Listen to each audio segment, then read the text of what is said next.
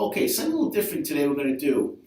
I covered a ESPN 30 for 30 called The Prince of Pennsylvania. Now, for those of you who might have seen the movie Foxcatcher about 2 years ago with Steve Carell and Channing Tatum and Mark Ruffalo, they played the brothers, and Steve Carell played John DuPont. This is the documentary about the murder of Dave Schultz by John DuPont, who was training on the farm, hence the name Foxcatcher. That's what they were training, that's what it was called, Foxcatcher. So I'm going to go over everything, but this is what we've been doing very well, and we're kind of happy we're breaking into this genre, is that we want people to understand how sports, how music, how life all have clinical backgrounds, all have clinical perspectives. So what we're going to do now is I'm going to dissect this documentary because it had, to me, tremendous clinical implications, and I want to share that with you guys. So you have to understand the context of sports in that era, in that time frame. This is the mid-era where wrestling was not popular. This is 1984, and the Americans had dominated the Olympics because there was been a boycott. We had boycotted in 1980. That was in Moscow because of the invasion of Afghanistan, and the Russians, the way as payback, said we're not going to send our wrestlers, who would have probably dominated, to LA in '84, and so the Americans won literally every single event because there were no East Germans. At that point, there was East and West Germany, and all the stands, Tajikistan, Kazakhstan. They didn't send their people either. These were all satellites of the Soviet Union, Bulgarians. None of them showed up. So the Americans dominated and won every single event, basically. What was the problem, though, is that Mark Schultz, who was the brother of Dave Schultz, said there was no money in wrestling. You literally would be on poverty because you couldn't train the way the Soviets and their satellites did, was to pay people, which is what they did. They weren't, quote, amateurs. The Americans, once the wrestling was over, were basically on food stamps. There was no money. And the Soviet guys, the Soviet bloc guys, would get money. We got nothing, so we got our butts kicked. And these guys were professionals, and the Americans were truly amateurs, true amateurs, but they could not dominate because they couldn't train enough. Okay, here's what happens. John DuPont, who was the grandson of the founder of the DuPont Chemical Company, based out of Delaware, worldwide conglomerate in chemicals and all kinds of adhesives and fuel, he's the grandson, and he's fabulously wealthy. And he decides he's going to fund wrestlers. Now I'm going to get into John DuPont's history as we go through this, go through the documentary. But he decides to take an interest in wrestlers who really are an ignored sport. Taras Wojcik, who was a lawyer and family friend, said that John wanted to help wrestlers compete and train. It's ironic how 25 years later, it probably would have happened if these guys all would have gone to MMA. Because you look at guys in MMA today, they all have wrestling backgrounds. But back then, these guys, there was no such thing as MMA. This is 1984, 1985. So Taras Wojcik, who was the family friend and lawyer, said John wanted to help wrestlers compete. Now, I'm going to bring up different names that were mentioned throughout the documentary, and I encourage people to watch Foxcatcher, the movie, as well as watching the documentary to really understand where I'm coming from and get a better nuance of the points I'm trying to make. Robbie Calabrese, who was a world-class wrestler, said John wanted us to train, pay us to wrestle.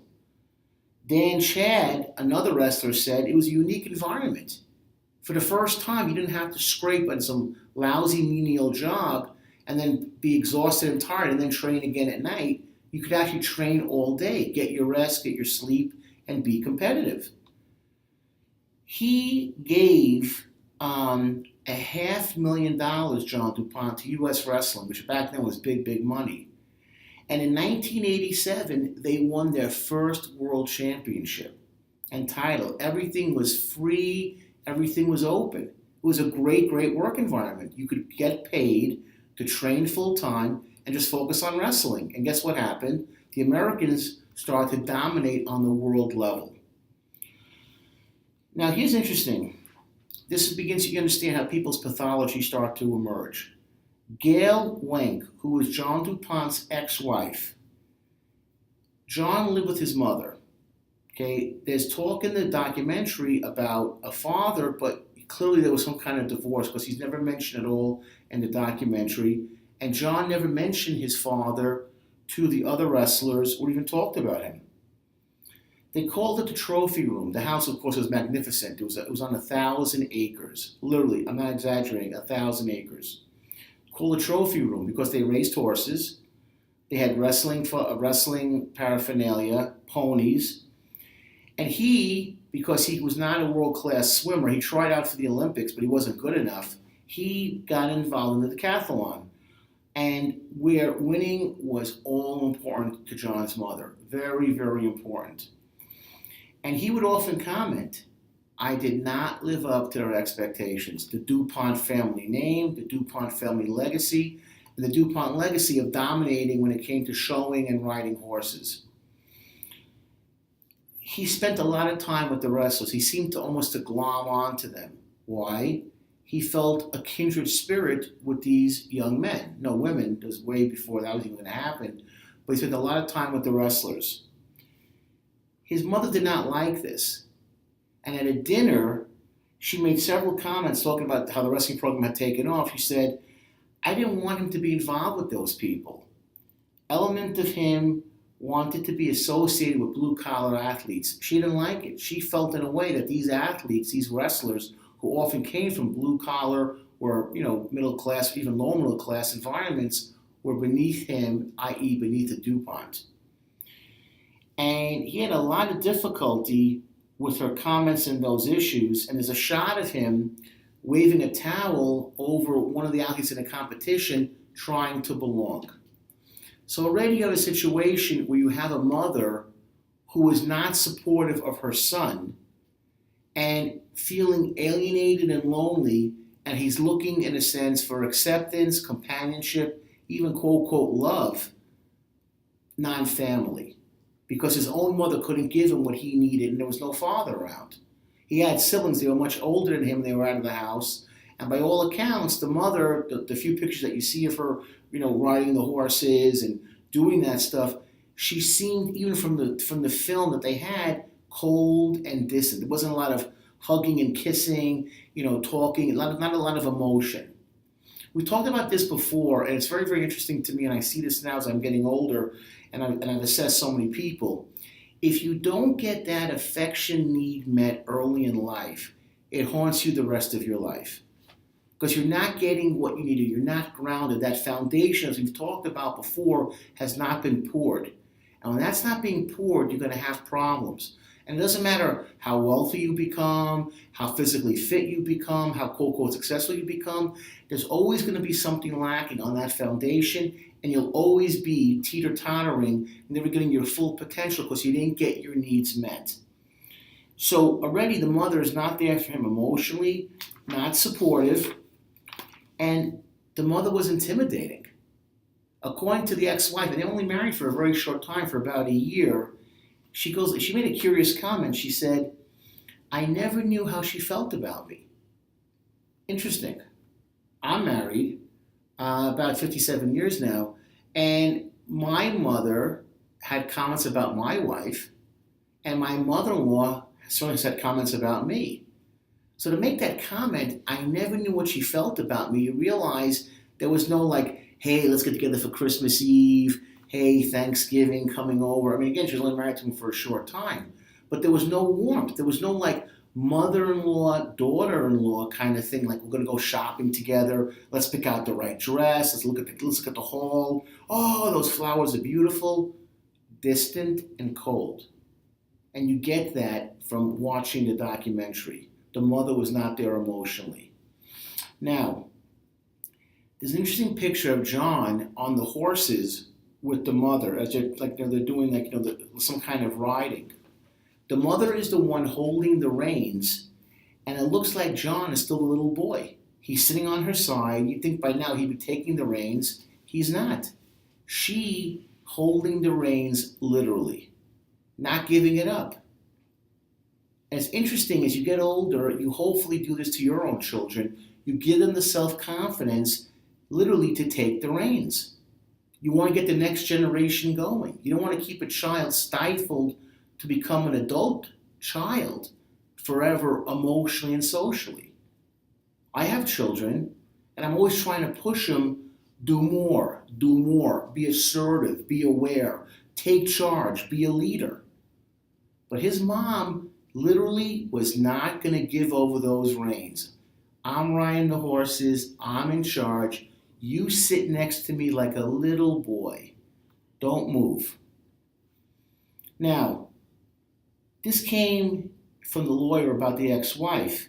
He reports she wasn't the royalty that she expected. She thought her son deserved, honestly, better than what he married. So again, not supportive. Interesting again. I dealt with a lot of bad marriages, trust me. And a lot of times when they'll kind of go along just for the sake of going along. She wasn't even going to bother. I'm not interested in you because you're beneath me and you're beneath my son. So therefore, to talk to you is beneath me and a waste of my time. Again, distant, no support, and no mention of the father, John's father. Never mentioned. There's a couple of quick shots of him when they were doing like the horses and the hounds, the fox and the hounds, foxcatcher, you get the idea now.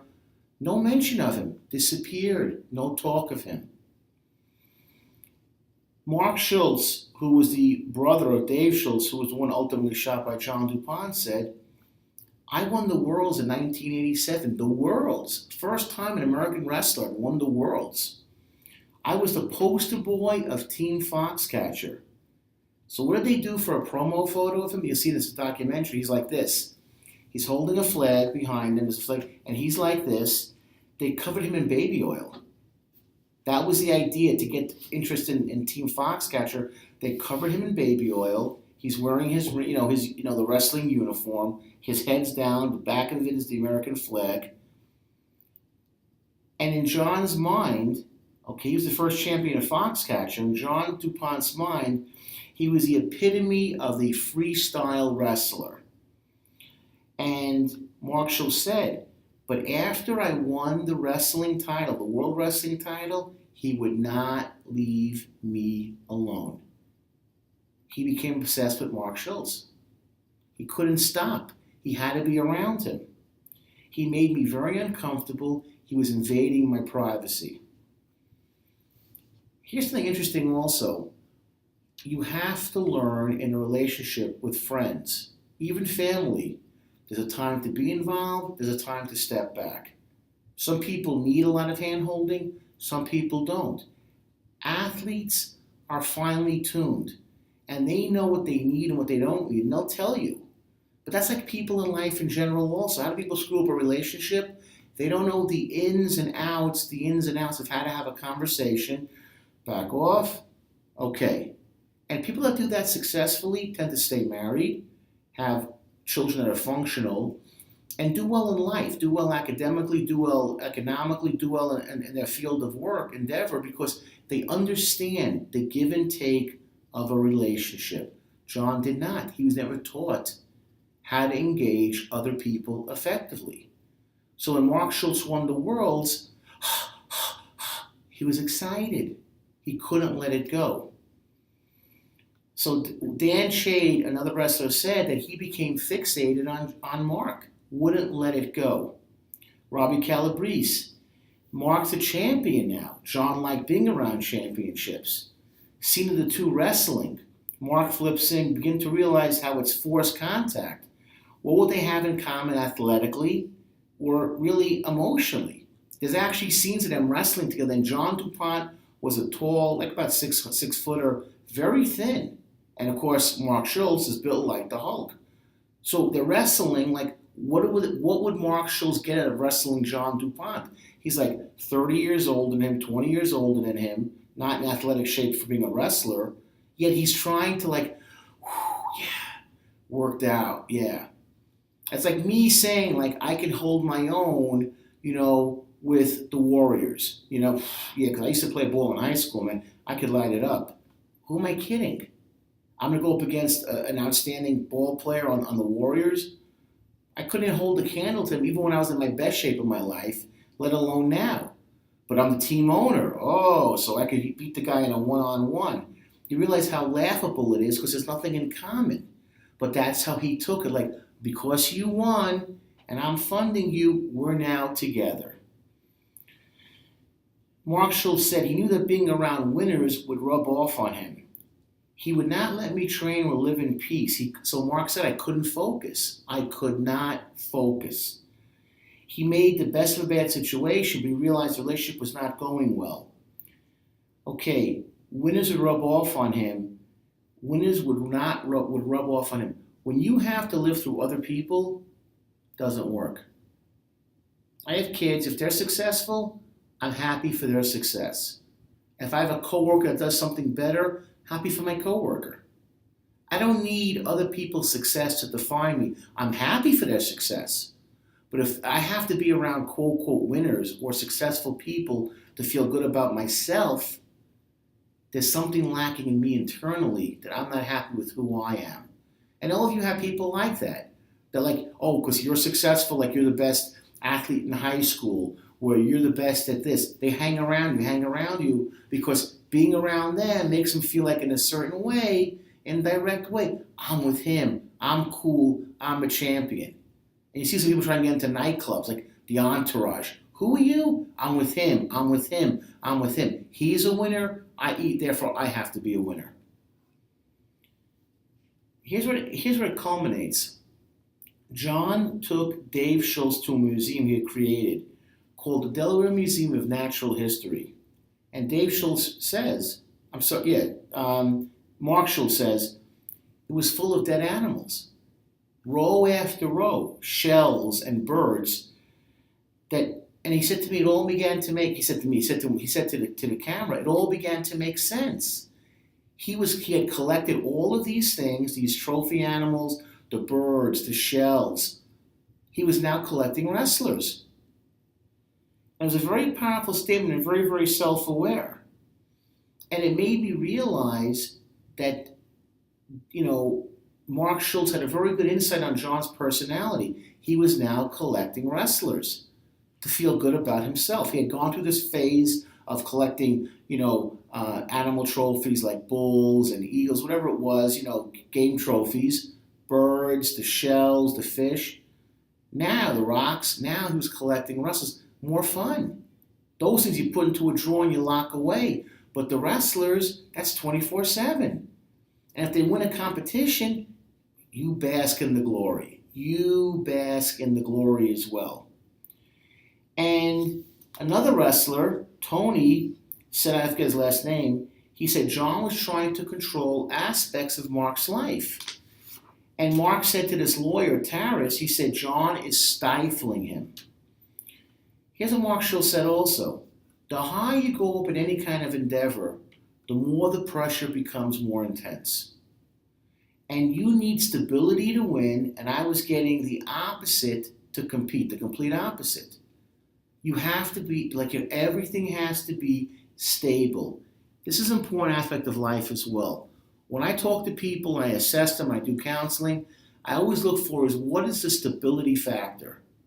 And if you don't have it, I don't care what you're in, what you're into, you're not going to be successful.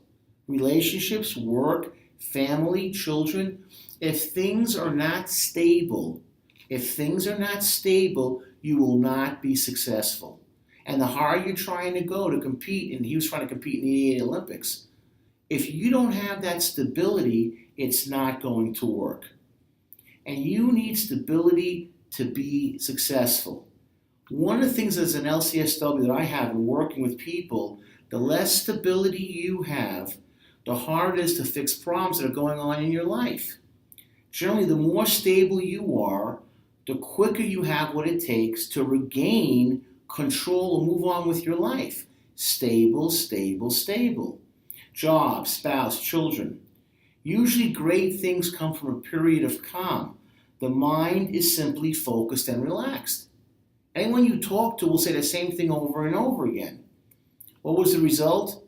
Mark did not make the 88 team. He lost, and he blamed John DuPont because he didn't leave him alone. He never wrestled again, and he left Team Foxcatcher. And I want to close with this point.